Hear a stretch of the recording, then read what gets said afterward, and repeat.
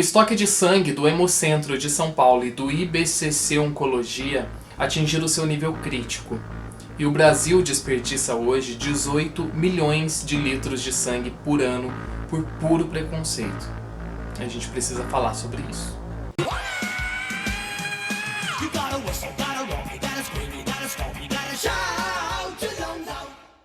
Antes de mais nada, já vou pedir de cara aqui pra você deixar um like nesse vídeo, também se inscrever aqui no canal se ainda não for inscrito e também me seguir lá no Instagram, tá aparecendo aqui embaixo, para que a gente possa conversar melhor. E também na descrição do vídeo tem o link pro WhatsApp, criamos um grupo de acolhimento, um grupo para trocar informações, para tirar dúvidas, para ficar junto. Então acessa o link e eu te espero lá.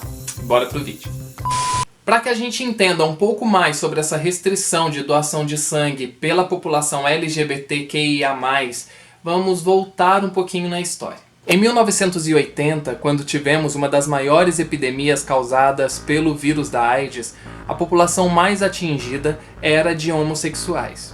Depois foram os usuários de droga injetável.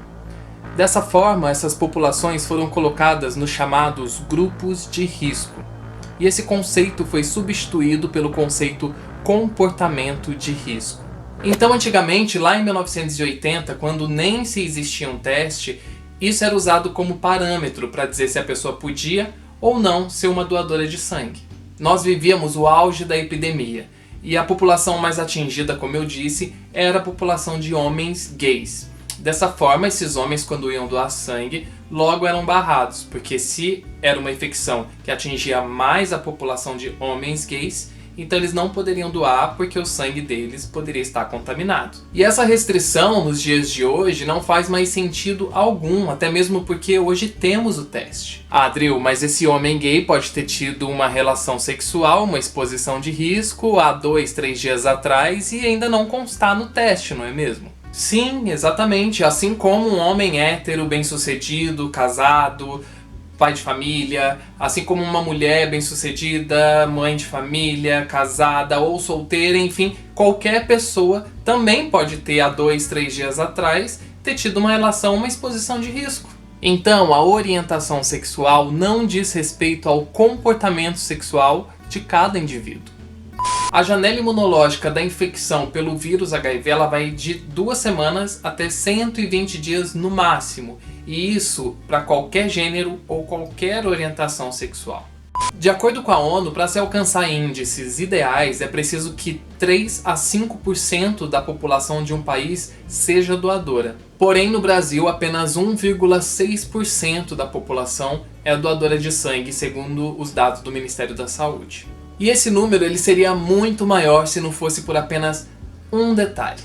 No Brasil, homens gays só podem fazer doação sanguínea após 1 ano sem manter relações sexuais com outro homem. Não, nada a ver, irmão. Então, de acordo com uma matéria da Folha de São Paulo, como funciona hoje? Portarias do Ministério da Saúde e da Anvisa impedem a doação de sangue por homens que em até 12 meses tiveram relações sexuais com outros homens. Qual a justificativa dessa restrição? O governo argumenta que há um risco comprovadamente maior de doenças sexualmente transmissíveis entre esses grupos, com incidência de HIV em até 19 vezes. Como existe um intervalo entre algumas infecções e a possibilidade de sua detecção em exames, testes podem não identificar o vírus. Hoje esse período varia entre 12 a 35 dias. E o que o Ministério da Saúde e a Anvisa dizem sobre isso? Eles negam a discriminação e afirmam que o período de 1 ano segue princípio de precaução na saúde, medida que também vale para outras restrições na portaria, como pessoas que fizeram tatuagem, por exemplo. E qual a posição de entidades LGBTQIA+. Elas afirmam que a norma é sim discriminatória e retoma o conceito de grupo de risco, utilizado lá no início da epidemia da AIDS no Brasil. O ideal, afirmam, seriam haver restrições à doação após comportamentos de risco, como sexo sem proteção ou rotatividade de parceiros. E desde quando existe essa restrição para a doação de sangue por homens gays? Ela existe desde 2002. Antes, gays eram considerados inaptos a doar sangue de forma definitiva. E como é essa restrição em outros países? A restrição segue a recomendação da OMS, mas em geral a situação varia. Segundo a Anvisa, Austrália e Venezuela têm normas mais restritivas que o Brasil. Outros, porém, têm regras semelhantes ou retiraram a restrição. Estados Unidos, desde 2015, a regra é semelhante à brasileira. Antes, gays e bissexuais eram proibidos de doar definitivamente. Na França, desde 2016, a regra é semelhante também ao Brasil. Antes, gays e bissexuais eram proibidos de doar definitivamente. Na Espanha e Colômbia, não colocam restrições entre homossexuais e heterossexuais que doam sangue. E quem pode doar sangue no Brasil hoje? Pessoas de 16 anos, que é preciso ter uma autorização dos pais ou responsáveis até elas fazerem 18 anos. Pessoas de 69 anos que pesem no mínimo 50 quilos e estejam em boas condições de saúde e tenham dormido no mínimo 6 horas nas últimas 24 horas antes da doação. E além de homens que fazem sexo com outros homens, não pode doar sangue pessoas que realizaram cirurgias e exames invasivos ou se vacinaram recentemente, ingeriram determinados medicamentos, fizeram tatuagem nos últimos 12 meses, têm histórico recente de algumas infecções, viajaram a locais com alta incidência de doenças com impacto transfusional, apresentaram sintomas ou temperatura do corpo alterada na hora da doação. Países como Argentina, Chile e México já atualizaram seus procedimentos e hoje eles aplicam as mesmas regras de restrição para qualquer orientação sexual.